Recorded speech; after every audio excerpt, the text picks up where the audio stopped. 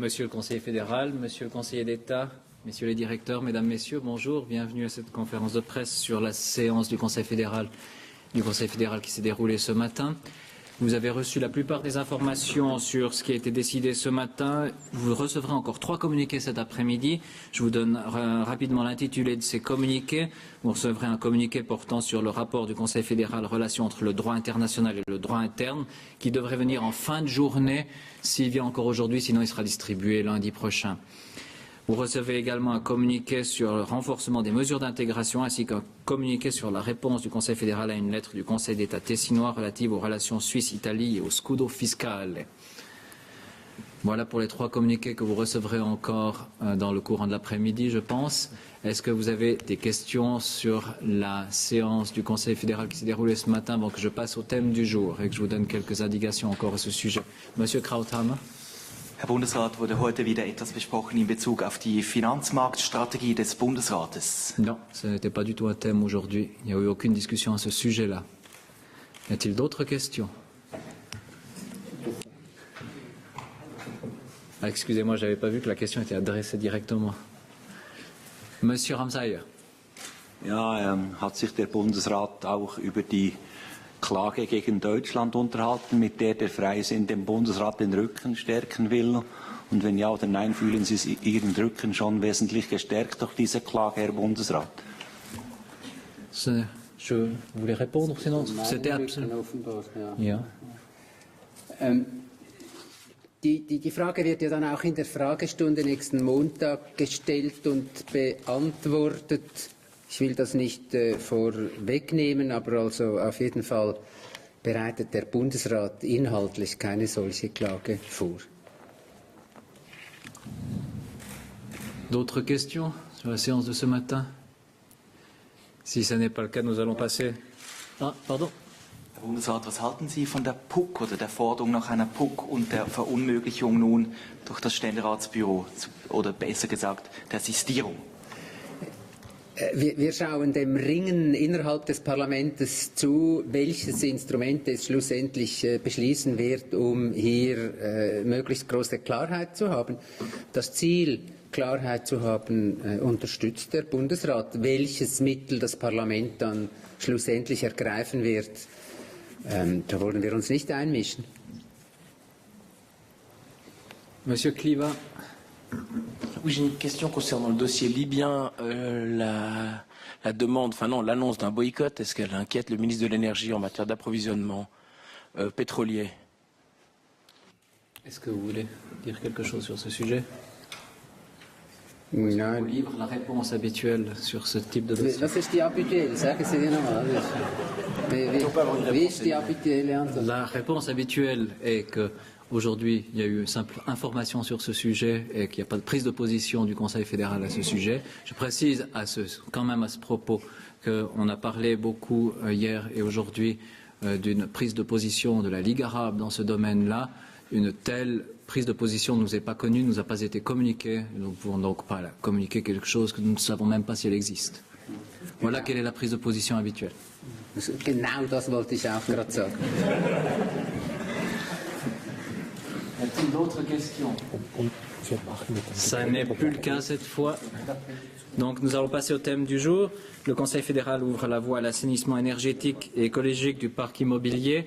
Le programme, le Skebroy des programmes, comme on l'intitule de manière assez courte et efficace en allemand. Nous allons vous présenter aujourd'hui quelles étaient les décisions du Conseil fédéral. À la suite, et là je le précise pour les photographes, il y aura un accord qui est signé entre la Confédération et les cantons, raison aussi de la présence de Monsieur le conseiller d'État Stefan Engler, que j'ai le plaisir de saluer sur ce podium. Donc vous aurez la signature qui sera faite de cette convention juste après la présentation du sujet lui-même. Donc restez encore jusque-là. Nous passerons d'abord la parole à Monsieur le conseiller fédéral Leuenberger qui s'exprimera. Monsieur Engler s'exprimera ensuite. Nous prendrons les questions et réponses. Et pour les questions et réponses, vous pourrez bénéficier aussi de l'avis compétent de Monsieur Bruno Oberle, le directeur de l'Office fédéral de l'environnement, et de Monsieur Walter Steinmann, le directeur de l'Office fédéral de l'énergie. Monsieur le Conseiller fédéral, vous avez la parole. Ja, wir haben an unserer heutigen Sitzung die Rechtsgrundlagen über die Gebäudesanierung auf den 1. Januar dieses Jahres in Kraft gesetzt und starten mit der heutigen Unterschriften unser Programm. Wir streben an, bis ins Jahr 2020 mit diesem Programm den CO2-Ausstoß jährlich um ca. 2,2 Millionen Tonnen zu reduzieren. Und wir geben in den nächsten 10 Jahren 3 Milliarden für Gebäudesanierung und erneuerbare Energien aus. Das Ganze ist Teil unserer Klimapolitik, in Klammer könnte auch sagen, eben ein erster Schritt, um tatsächlich von Öllieferungen aus überall in der Welt unabhängig zu werden. Also hier ein enger Konnex mit der Frage, die soeben gestellt wurde.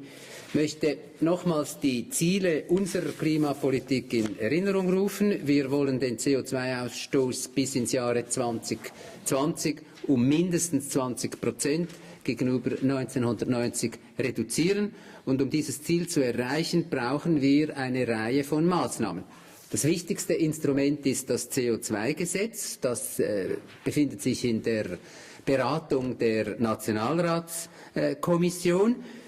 In den Zielsetzungen war die Kommission recht mutig bis jetzt, ist zum Teil weitergegangen als der Bundesrat, aber jetzt wird um jede einzelne Maßnahme gerungen. Ich muss einfach betonen, letztlich misst sich der Erfolg der Klimapolitik an den Maßnahmen und nicht an den Zielen, die deklariert werden. Und das Gebäudesanierungsprogramm ist eine solche konkrete Maßnahme. Wir hatten im letzten Sommer beschlossen, dass 1/3 der CO2-Abgabe auf Brennstoffen, die seit 2008 erhoben wird, für die Sanierung von Gebäuden und den Einsatz erneuerbarer Energien in Gebäuden einzusetzen sei. Investiert wird diese Abgabe mit der Teilzweckbindung innerhalb des Gebäudeprogramms. Bund und Kantone tragen das gemeinsam. Seit dem 1. Januar läuft es und es ersetzt das bisherige Förderprogramm des Klimarappens. Und damit wir das nahtlos fortführen können, haben wir heute die vom Parlament beschlossene Gesetzesänderung rückwirkend auf den 1. Januar in Kraft gesetzt. Das Gebäudesanierungsprogramm ist klimapolitisch und energiepolitisch von großer Bedeutung. Über 40% des CO2 entsteht in der Schweiz beim Heizen. Und der CO2-Ausstoß im Gebäudebereich ist auch deshalb hoch, weil 60% aller Immobilien älter als 25 Jahre sind und somit aus der Zeit vor der Erdölkrise stammen. In einem durchschnittlichen Einfamilienhaus aus den 70er Jahren können mit Sanierungsmaßnahmen und mit dem Wechsel auf erneuerbare Energien durchschnittlich 2 Tonnen CO2 pro Jahr eingespart werden. Sie sehen daran, dass das um sehr große Summen geht. Und das entspricht etwa 1/3 der jährlichen CO2-Emissionen einer Schweizerin oder eines Schweizers. Rund 1,5 Millionen Gebäude sind in der Schweiz energetisch dringend sanierungsbedürftig. Jährlich wird bis anhin, also ohne dieses Programm, nur gerade 1% der bestehenden Liegenschaften erneuert. Das würde also, wenn das so weitergehen würde, rein rechnerisch etwa 100 Jahre dauern, um in der Schweiz jedes Haus einmal energetisch zu sanieren. Und mit dem Gebäudesanierungsprogramm wollen wir das nun vehement beschleunigen. Von diesem Programm profitieren neben dem Klima auch die Hauseigentümer. Kommt aber auch jenen Unternehmen zugute, die sich auf Haussanierungen und Gebäudetechnik spezialisiert haben oder Lieferanten für erneuerbare Energien sind. Ob dann auch wirklich genügend Hausbesitzer für eine energetische Haussanierung und für den Einsatz erneuerbarer Energien motiviert werden können, das hängt nicht nur von diesem Programm und den finanziellen Anreizen ab, sondern auch von externen Faktoren, also wie eben dem Ölpreis allfälligen Boykotten oder der konjunkturellen Lage. Nun, dieses Programm wurde gemeinsam von Bund und den Kantonen erarbeitet. Die Kantone haben vehement und zu Recht von allem Anfang an gesagt, wer da zuständig ist. Das steht in der Verfassung, das war nie irgendwie umstritten. Wir haben da, glaube ich, gut zusammengearbeitet. Für die Umsetzung sind ja jetzt auch die Kantone allein zuständig und deswegen erfolgt nachher diese feierliche Unterschrift im Sinne unseres föderalistisch aufgebauten Staates. Und wie das jetzt funktioniert, konkret, das zeigt Ihnen jetzt sehr gerne Herr Regierungsrat Stefan Engler. Und wenn er gesprochen hat, werden wir dann feierlich unterzeichnen.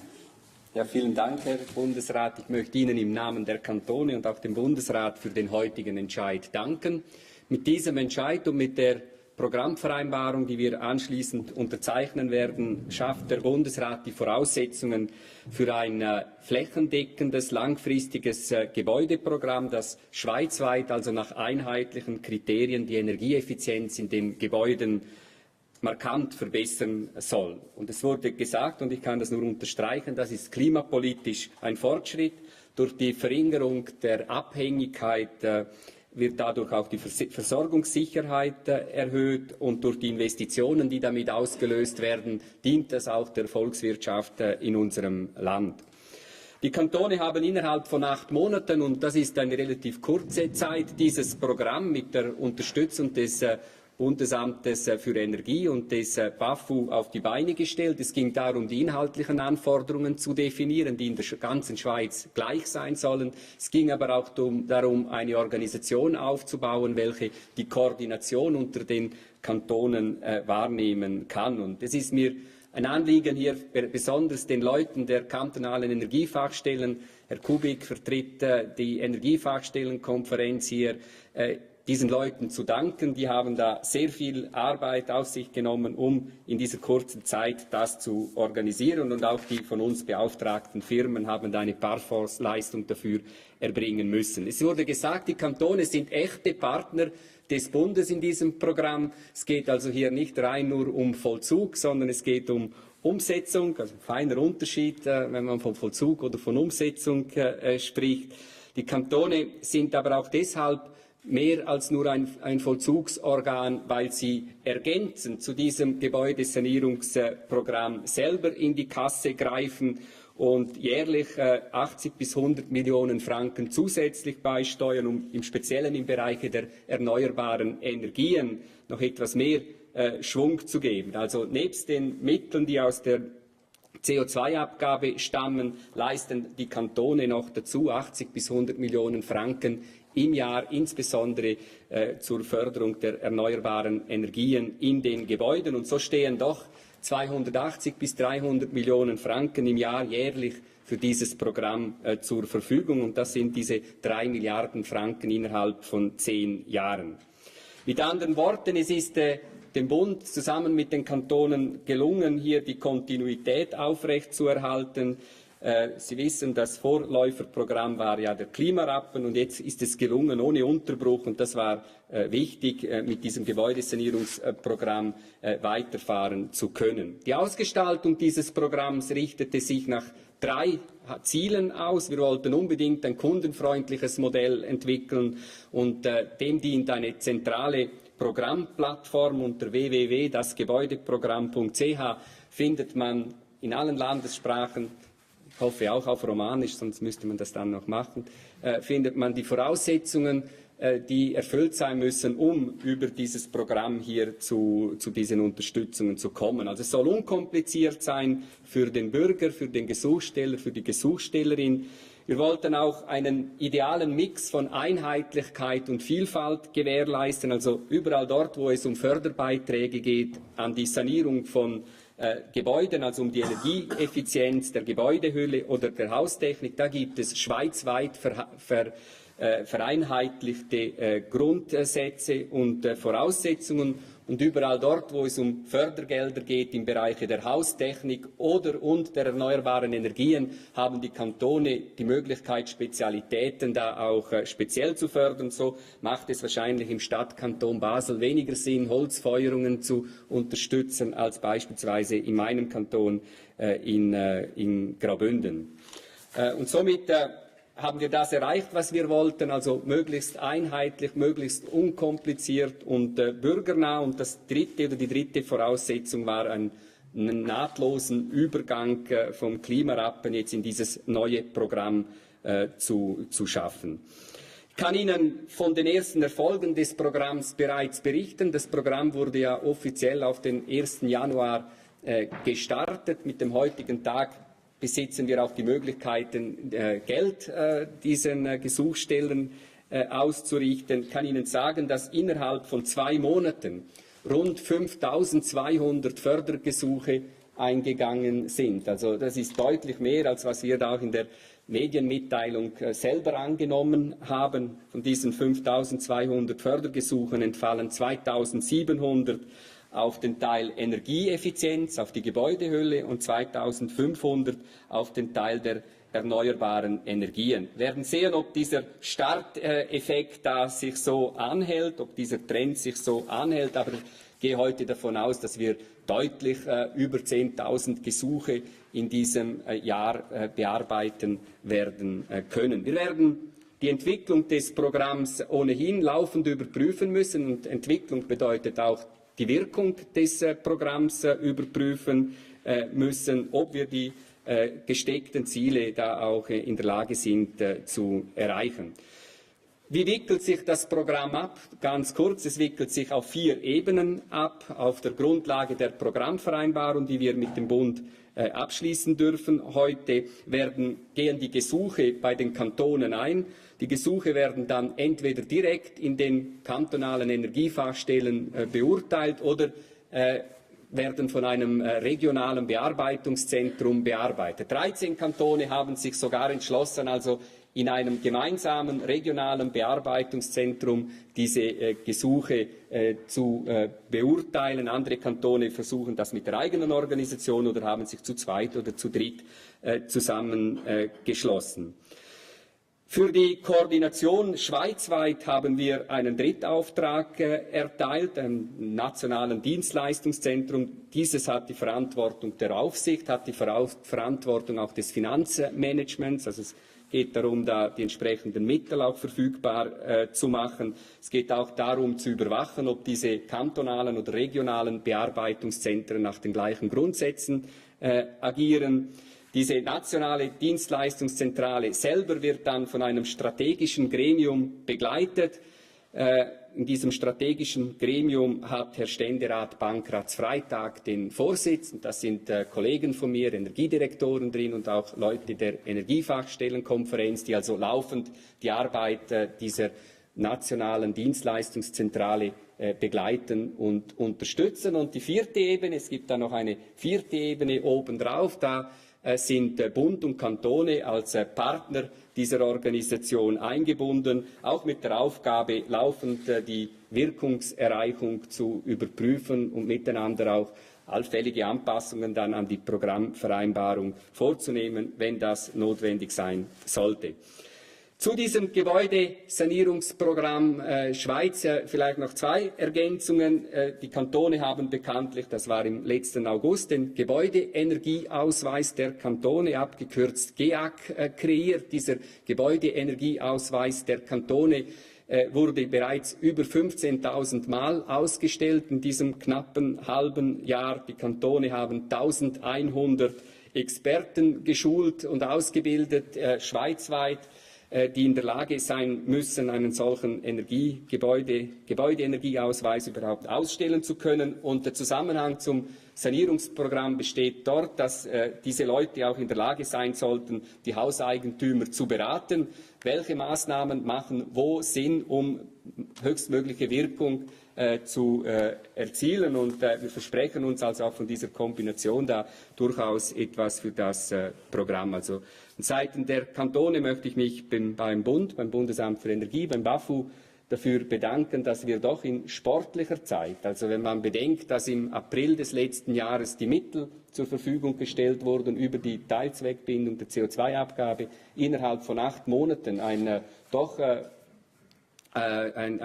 Programm organisiert werden konnte, das seit dem 1. Januar jetzt auch greift, so können wir uns da auch etwas auf die Schultern klopfen, also haben da für einmal auch etwas Gutes gemacht. Wieso sagen Sie für einmal?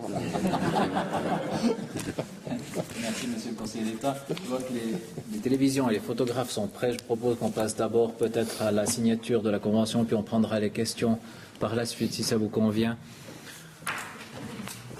Da muss ich jetzt wieder weg. Nein, Sie dürfen bleiben.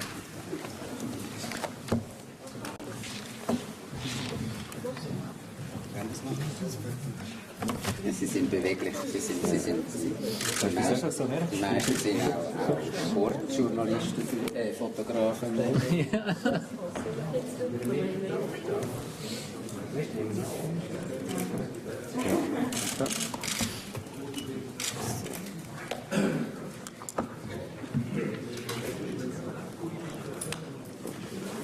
Es ist nicht recht, dass du da musst. Dreimal. Ja, das nehmen wir. Jetzt müsst ihr eigentlich noch aufstehen. Ja, Merci. Handshake. danke schön. Bitte dir auch. Vielen Dank. So, genug der Feier. Merci. Voilà, c'est vous qui avez la parole. Maintenant, pouvons passer aux questions sur ce sujet. Qui souhaite poser une première question? Je vous remercie peut-être de préciser à qui vous adressez la question, comme nous avons plusieurs intervenants. Madame Imzand. Je ne sais pas qui veut répondre, mais j'aimerais savoir comment sera défini le montant des subventions. Est-ce que ce sera un pourcentage des travaux?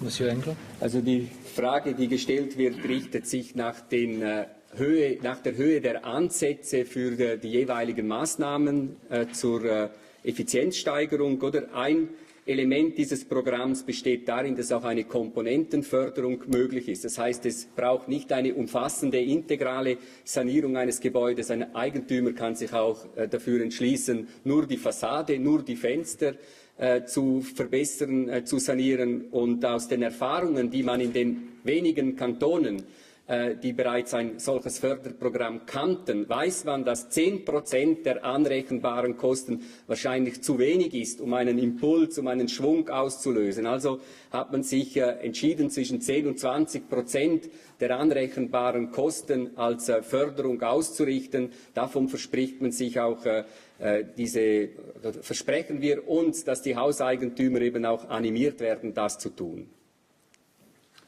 Merci. Prochaine question.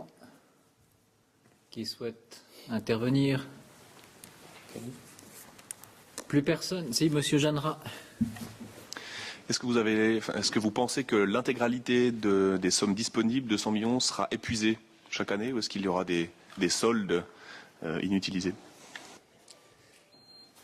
Also so wie es aussieht, auf jeden Fall, weil sehr viel mehr Anmeldungen gekommen sind, als wir erwartet haben. Und mit fortschreitendem Programm wird die Sache auch bekannt. Gerade am Anfang war in vielen Kreisen eigentlich der Umstand, dass eben wie groß der CO2-Ausstoß durch das Heizen beim eigenen Haus ist, war vielen Leuten nicht bekannt, und durch diese Beiträge und durch dieses laufende Programm wird das immer bekannter, und sehr viele werden dazu animiert, vor allem auch diejenigen, die dann hören, dass dass andere, die das schon früher gemacht haben, effektive Ersparnisse erzielen konnten durch die Verteuerung des Heizöls.